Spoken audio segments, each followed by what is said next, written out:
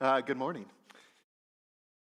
So first, let me dismiss our children. You guys get to go to Sunday school, so your Sunday school teachers will take you right on back to our children's program, which I'm super excited about. We have my wife volunteering for the very first time in our children's ministry with my son, and my son loves his Sunday school teacher so much.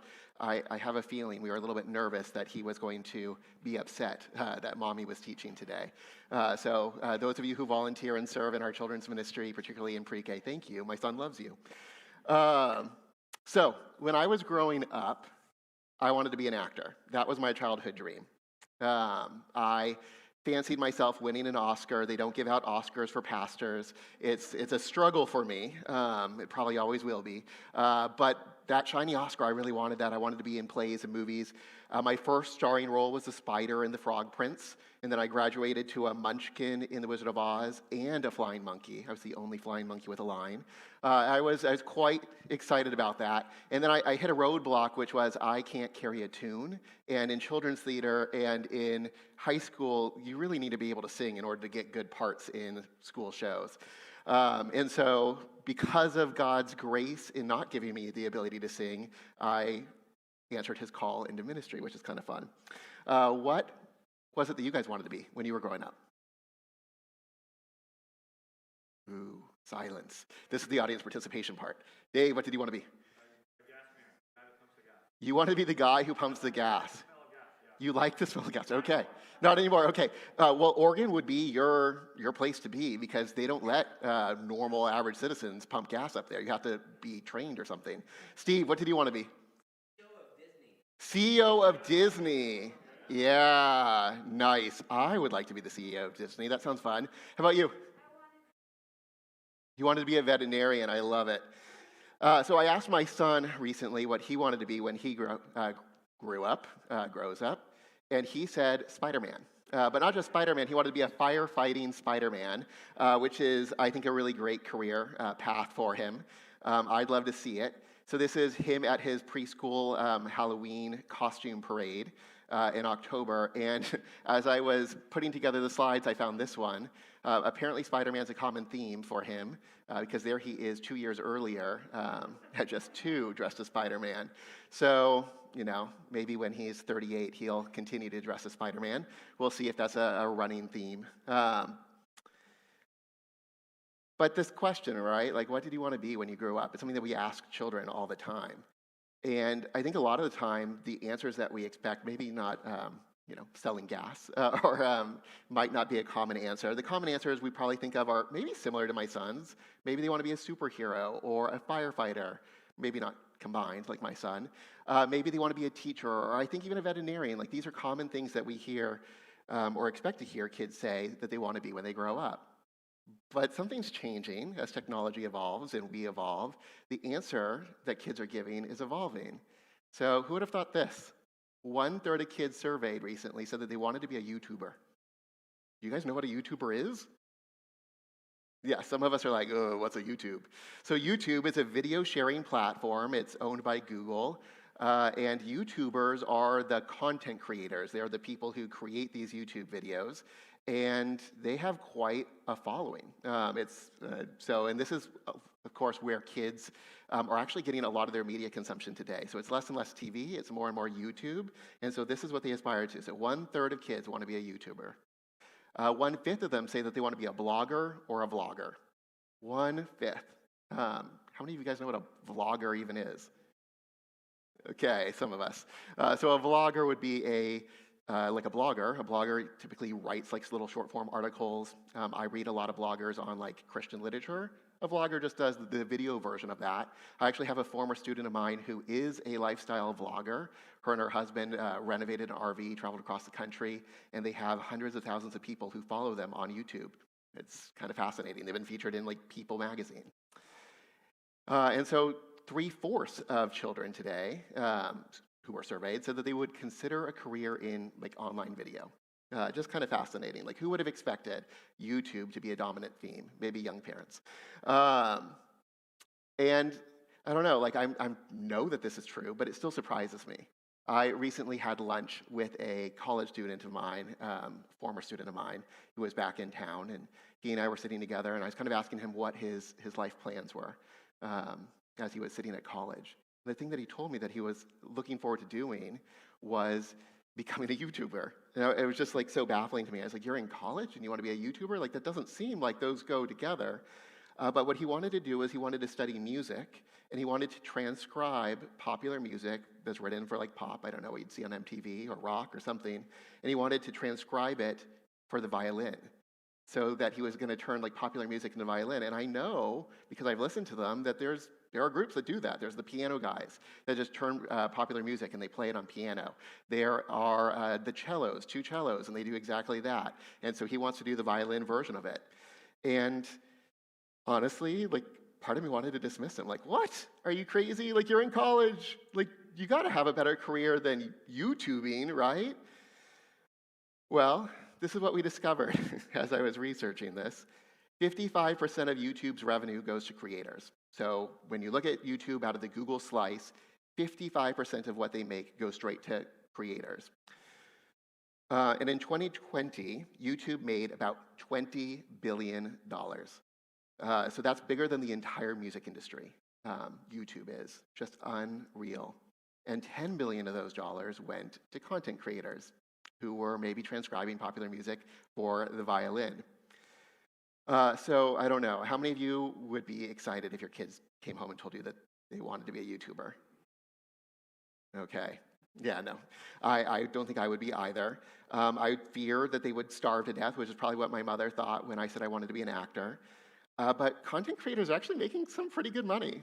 Like, Mr. Beast is making $39 million. He is last year's #1 YouTuber. He does insane, crazy things with his content. And a lot of it is like pranks, and some of it is just like silliness. I saw one of his YouTubes where he had his friends kind of competing in a like Survivor-style challenge, and then they got to win a private island. Like, just totally crazy. And he's like 25.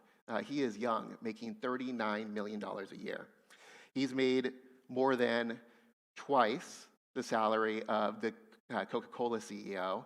And Steve, $32.5 million, that is Bob Chapek. He is the CEO of Disney. And he only made $32.5 million. So maybe you don't want to be the CEO of Disney. Maybe you want to be a YouTuber, is what we've learned.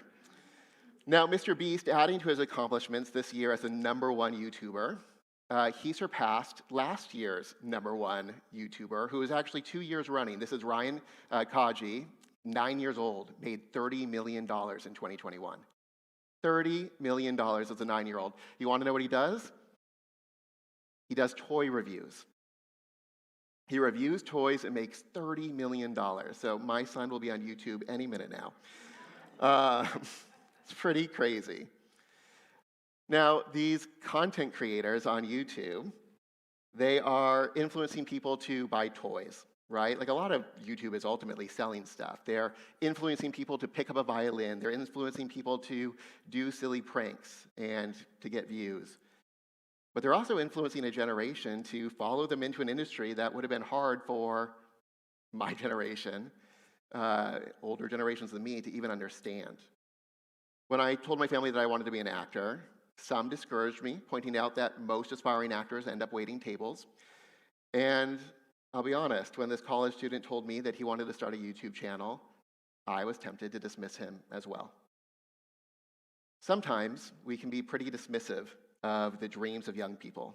Not just the dreams, but even the values and character of young people. Like, have you noticed the generational wars that seems to be going on? It seems to be fueled in part by social media. How many of you have heard the term OK Boomer?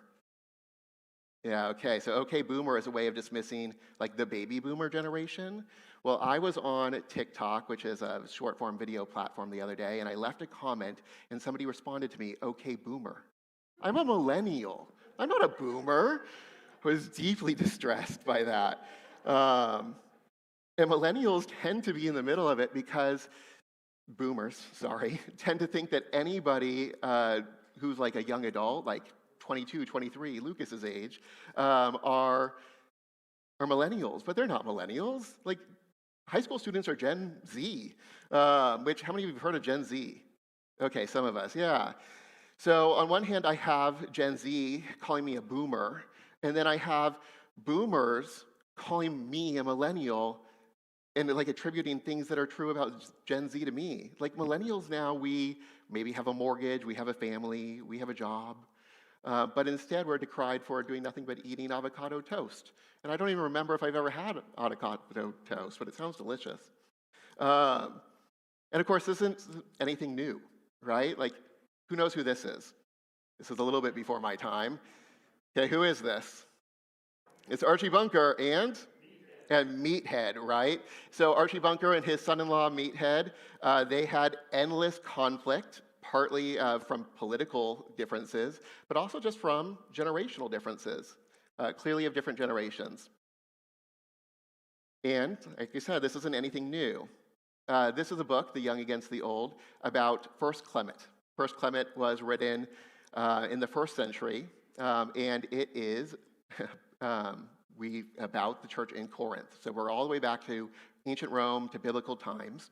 And what they've decided through a lot of analysis is that First Clement was written in response to generational conflict, as we do a close read of the text. So First Clement is written as possibly as early as 70 AD, and First Timothy is just 5 years before, 66 to 65 AD. So we see this generational conflict go all the way back to the text that we've been studying now since November. So what is Paul writing to Timothy, where we've been? So Paul's writing to Timothy, who's a young pastor, who he's encouraging to keep a Christ-centered godliness for the sake of the gospel. And he is warning against man-centered efforts in godliness. That's where we've been so far. So advocating Christ-centered godliness for the sake of the gospel, warning against man-centered efforts in godliness. So what he's doing is he's saying, your salvation, your grace, is attributed to you because of what Jesus has done, not because of what you've done. You don't need to be godly to earn God's love. There's nothing you can do that would cause God to love you any more than he already does. There's nothing you can do that would cause God to love you any less. But you are to be godly. So Paul calls this man-centered effort in godliness, he says that this is the teaching of demons.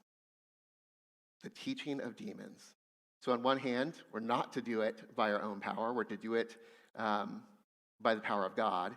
But we're also told to train yourself in godliness. And there's a brilliant tension here. So we train ourselves in godliness, we're obedient, we're diligent in that work, but we don't do it to earn our salvation. We do it to appreciate, to enjoy our salvation and the grace that we've received. So, as we continue in this chapter, Paul's going to shift. He's going to shift from these core values to how Timothy is to live these out as a young pastor. So we're going to begin in verse 11. Paul writes, "Command and teach these things. Let no one despise you for your youth." So here's that generational conflict we're talking about. How old do you guys think Timothy is? Let me go grab water. How old is Timothy as Paul's writing to him, a young pastor? Oftentimes when I grew up hearing this, I thought he was like 22, right? Because people in biblical times, they only lived to like 35, unless you're like talking Noah, who lived a lot longer than that. Any guesses? Early 20s. Yeah, that's another good guess. So it's looking like he's probably about 34 years old, which means this young pastor is just a little bit younger than me. I'm 38. 34 years old. Possibly all the way up to 40, based on the way that this phrase, your youth, is used in Greek at the time. So I've been working in ministry for a while, and I kind of know the challenges of being a young leader, a young pastor. At my first church, the first church that I worked at, I was the youth director. And after a couple of years, I was in the courtyard after a church service, and I was being introduced by one of our elders to a church visitor. And she introduced me as the kid who looks after the kids. I was in my late 20s at the time, and I was bald. Like, if you're bald, you're not a kid, is kind of the way that I'm thinking of it. But it seems like sometimes in order to not be a kid, you have to, I don't know, like meet these like barriers. Like you have to maybe be married in Christian culture, or you have to have a mortgage, which nobody's gonna be able to do in Silicon Valley for much longer. So you have to like meet these things to like not be a kid. And my position didn't garner me any kind of respect. My education, my accomplishments, I was just the kid who looked after the kids. A little demeaning. Um, and what do young leaders do in the face of this? As I was struggling with being dismissed as the kid who looks after the kids, one of the things that I did was I tried to dress for the parts that I wanted, like to dress for the job you want. How many of you have heard that life advice? Right? Like dress for the job you want. So I went from wearing my beloved flip-flops and t-shirts to dressing even nicer than I am right now. I know I am super nice looking right now. And I showed up the next Sunday like in my Sunday Easter best. And you know what? Dressing the part did not fix things for me. That did not change anything. Other things that young leaders might try to do is they might try to assert their leadership aggressively. Right? Like when I was dismissed as like the kid who looked after the kid, like maybe I could have pushed back and said, I'm not the kid who looks after the kid. My title is the director of youth and family ministries. I don't know what I would have done. How many of you have ever seen like a younger person try to assert themselves? Doesn't really win favor, right? Another thing that we can do is we can just try to be super competitive. And maybe we're not even leading anymore. We're just now like treating the people who we're supposed to lead as our competitors. And we take on their job and we try to do everything better and we burn ourselves out. We can allow pride and ego to get in the way. We can become blind to the reality of the situation because we're so focused on ourselves. We totally neglect the importance of relationships. We ignore the experience of others. There's all kinds of pitfalls that a young leader can make. So I think it's fair in light of this to recognize that what Paul's doing here is he's really looking out for Timothy. He's not demeaning Timothy here. He's saying, let no one despise you for your youth. He's empowering Timothy. There's something he can do beyond dressing the part, beyond asserting himself. But before we get there, because many in this room are older than me, and I apparently am still young at 38, what can we do who are maybe a little bit older than others? What can I do for the students in the youth group? What can the students in the youth group do for the children in our children's ministry? Well, if Timothy's not to let anybody despise him, maybe those of us who are older should check ourselves and our relationship with young people. Maybe we shouldn't dismiss them for their love of avocado toast. Maybe they don't even love avocado toast, and that's just a stereotype. Maybe we should introduce younger people than us as something beyond the kid who looks after our kids or the kid who leads worship with us on Sundays.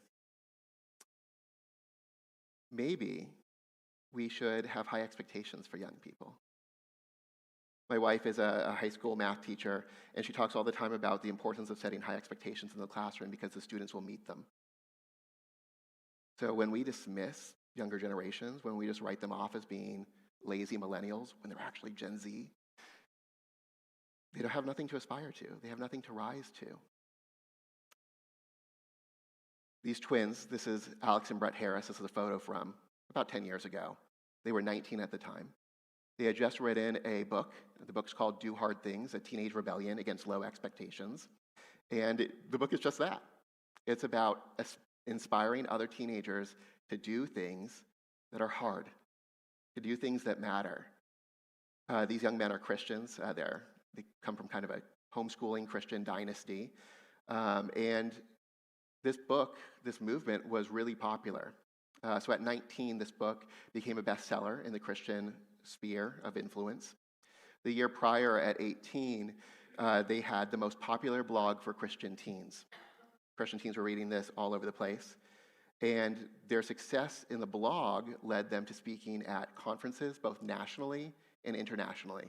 That's 18 years old. They were invited to speak at these conferences. At 17, they served as grassroots directors for 4 statewide political campaigns. And at 16, they interned at the Alabama Supreme Court.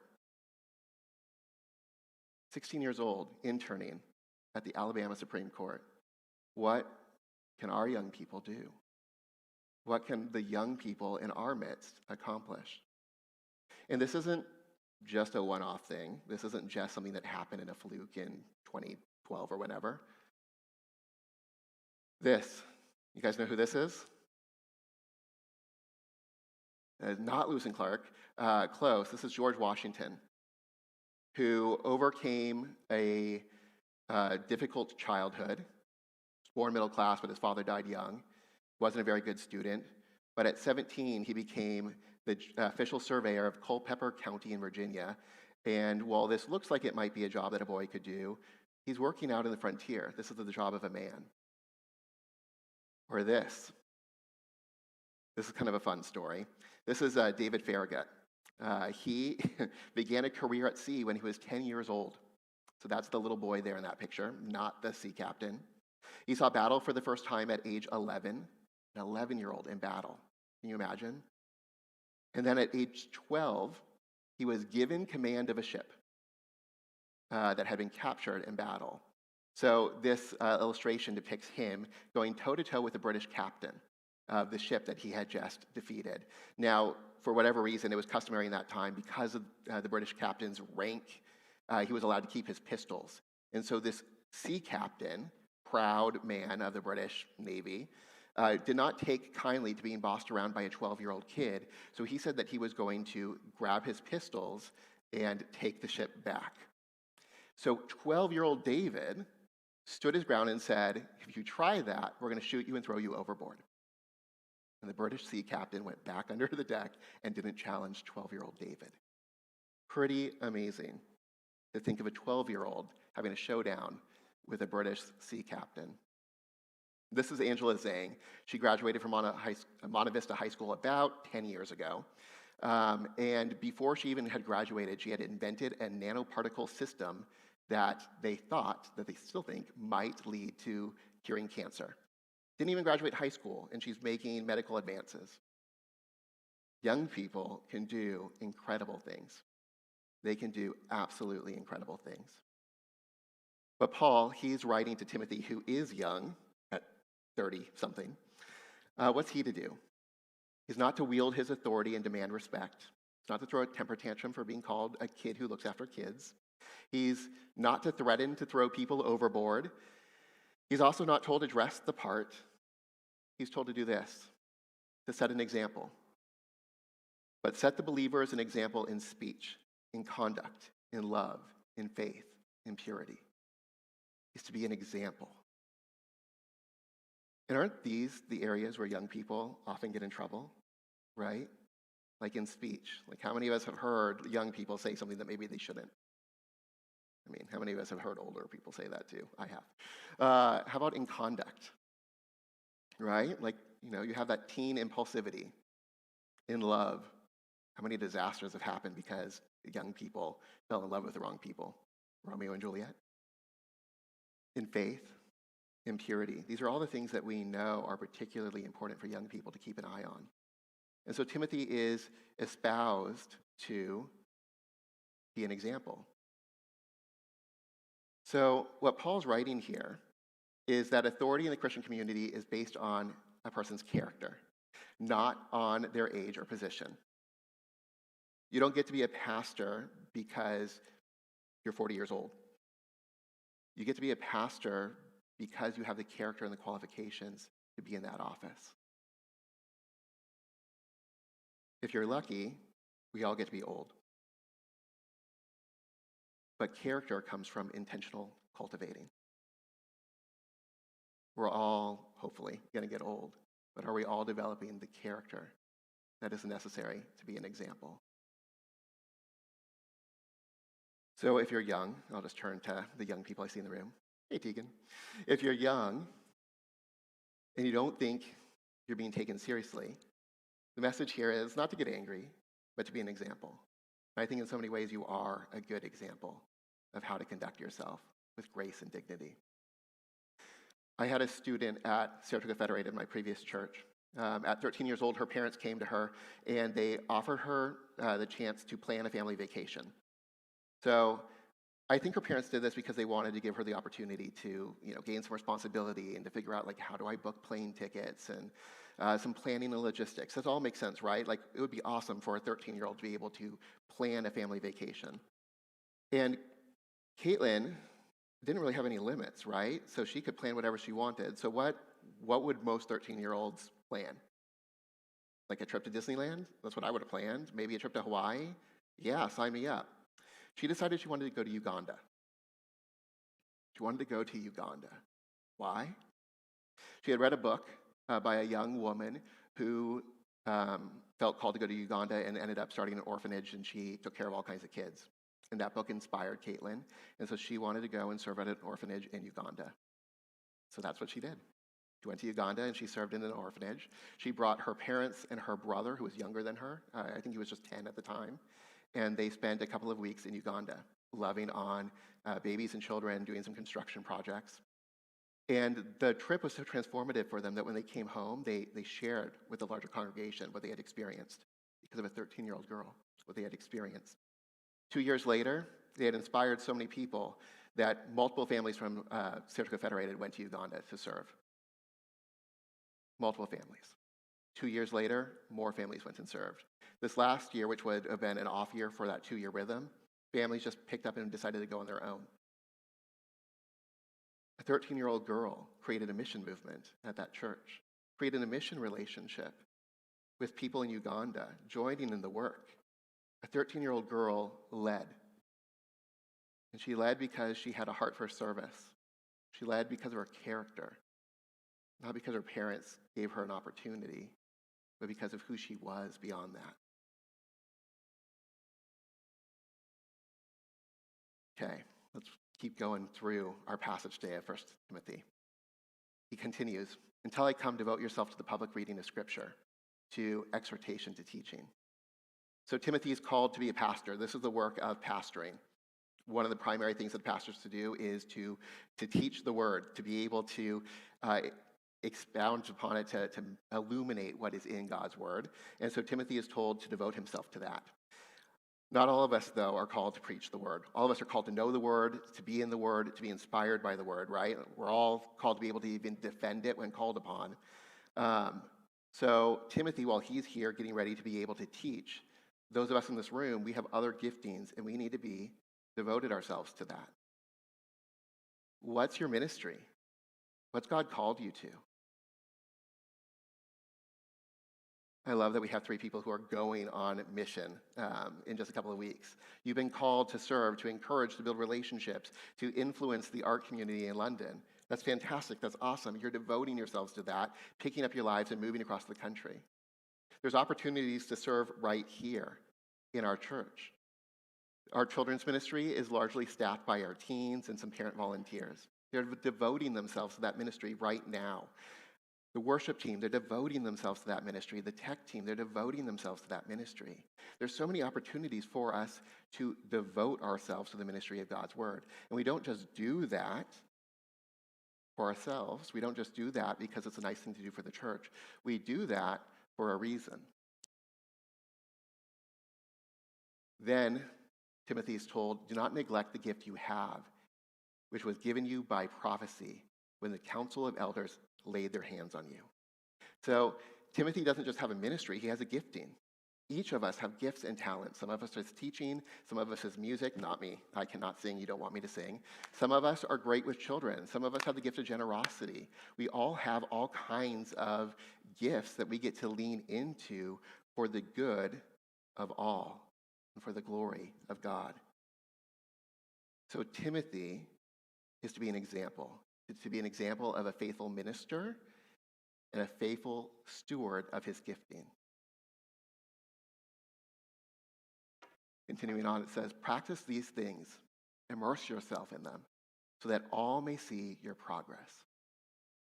So it's not just the ministry that's happening that we're supposed to do that is inspiring others. It's not just the way that we use our gifts, but it's the diligent using of our gifts that has an impact on others. So when I see Tegan volunteering in children's ministry week after week, as I see her grow as a teacher, as I see her grow as a leader, that act of progress is inspiring. That act of growth is an example for other believers that all of us should continue to develop and grow in our gifting. It says, keep a close watch on yourself and on the teaching. Persist in this, for by doing, you will save both yourself and your hearers. Your progress, your dedication to ministry is going to not lead to your salvation in the sense that you save yourself, right? That's a gift from God and God alone. But you are going to inspire others to join you, to commit themselves to the godliness, to the spread of the gospel. So if you think that maybe you're not the best person to be serving in children's ministry, if you think, oh, I could never teach as well as Tegan teaches, or as well as Sadie teaches, or as well as whoever, start and serve and grow.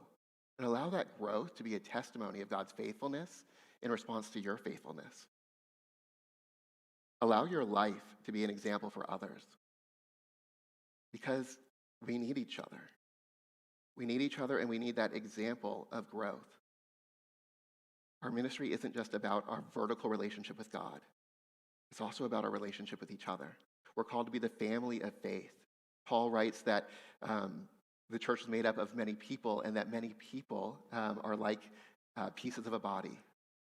And so just because you're an eye doesn't mean you have any less value than a foot, right? We're all valuable. We all have a role to play. We need you. We need your example to inspire us. There's this thing with internet influencers where a lot of them do it alone. Right? Like it's them with like a tripod out in the middle of nowhere. How many of you have seen like the Instagram feed, Influencers in the Wild? Have you guys seen this? Okay, so it's a mock Instagram feed where it's basically people who are like sneakily taking pictures of Instagram or like YouTube celebrities kind of doing like embarrassing things, but they're clearly like filming themselves. So there was recently like a video of a couple of women and they were like dancing, doing like a choreographed dance like in the ocean. And there's all these people around them, but here they are like just like with their little selfie stick. Sometimes being an online influencer is just about you and your little selfie stick or your tripod with the camera mounted on it.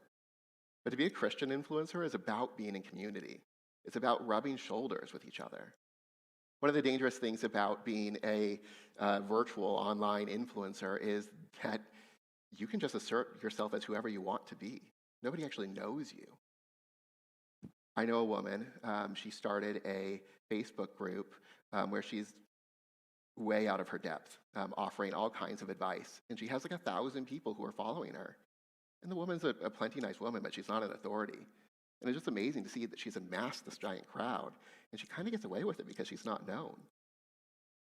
There's a danger there, but there's a safety that comes from doing that within the context of the church, of doing that in the context of a community, of doing that in a family, where people can come alongside you and say, maybe this isn't the best advice to give, or you're known.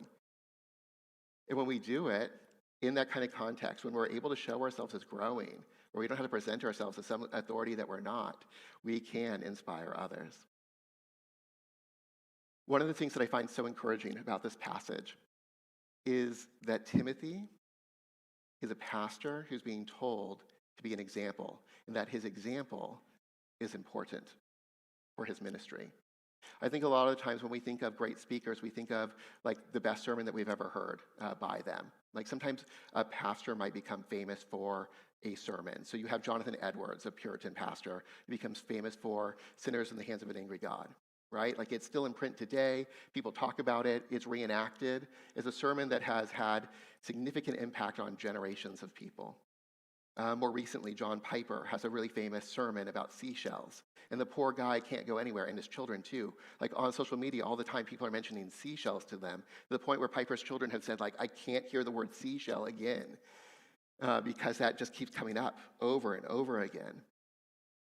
And it would be a mistake to think that John Piper or Jonathan Edwards' greatest work were these two individual sermons that followed them for their whole lives. The greatest work of a Christian is your entire life. Is your entire life work. If you want to influence somebody, do the hard work day in and day out. Grow in faithfulness. Grow in purity. Grow in love.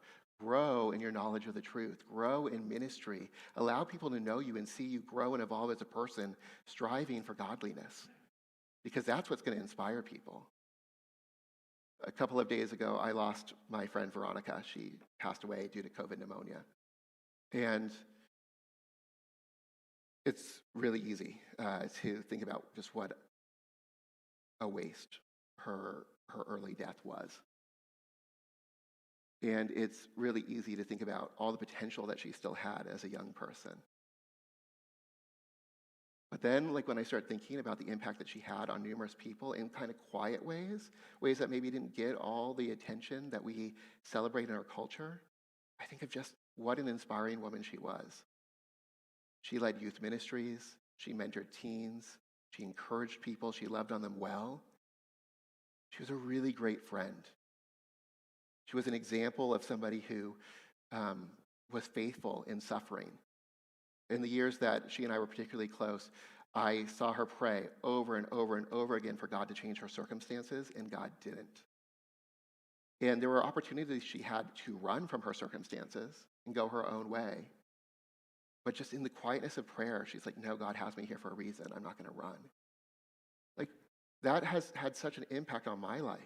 Her faithfulness has had such an impact on my life, more so than any individual sermon ever did. Veronica never got to preach a sermon, but her life was a sermon. Timothy's called to preach sermons, but his life was a sermon. We don't have any of Timothy's writing, but look at the way he's continued to bless us by being who he was. We see glimpses of him in Acts and 1 Timothy and 2 Timothy, and other places in the Bible. How blessed are we today, thousands of years later, by the life that this man lived? What's going to be the impact that your life can have? Will you pray with me? Father,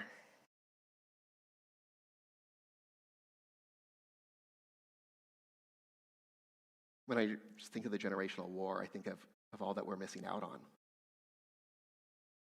Because we have so much to learn from each other. We need each other. We need to be rubbing shoulders with one another to see each other grow and progress in faith, to encourage each other to grow and progress in faith and ministry and life and service of you. And so, Lord, as I think about the importance of Timothy's example, I'm just reminded of the importance of my example, the importance of all of our examples. Lord, would you inspire us to be diligent in striving for a life of godliness, that you might be glorified and that all might come to know you as their Lord and Savior. Amen.